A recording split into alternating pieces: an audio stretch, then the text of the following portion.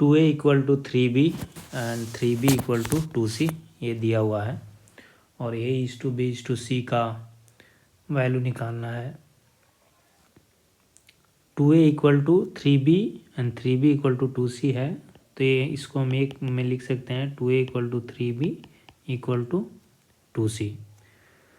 तो 2a equal to 2c भी हो गया, 2a इक्वल टू 2c भी हो गया, तो लिख सकते हैं ये बराबर c and 3b equal to 2c पहले से दिया हुआ है, तो b इक्वल टू क्या हो गया 2/3c। तो हमें a is to b is to c निकालना है, तो सबको c के फॉर्म में लिख सकते हैं। तो क्या हो गया c colon 2/3c colon c। अब सब में 3 से मल्टीप्लाई कर देंगे तो क्या हो जाएगा 3c colon 2c colon 3c बराबर क्या होगा 3:2:3। ये हो गया। एक इस तरह से भी बना सकते हैं, इसको दूसरे तरीका से भी बनाया जा सकता है। तो देखते हैं।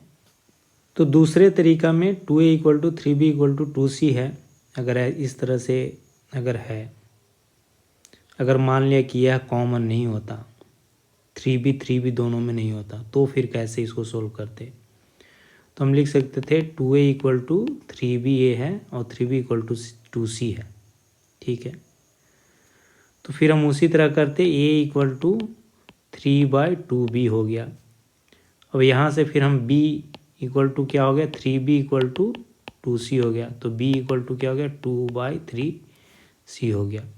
और b का वैल्यू फिर हम यहाँ पर बैठाते, तो क्या हो गया 3/2 इंटू 2/3c। तो यहाँ से देखेंगे ये बराबर c हो गया, तो ये बराबर c हो गया इस तरह से।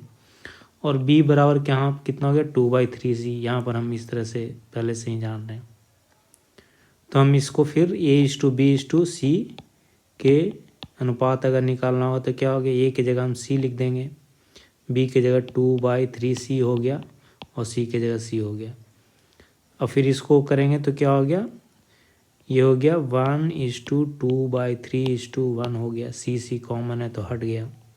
इसमें 3 से सब में मल्टीप्लाई करेंगे तो क्या होगा 3:2:3। तो ये हो गया आपका answer a is to b is to c। तो दोनों तरीका से बना सकते हैं।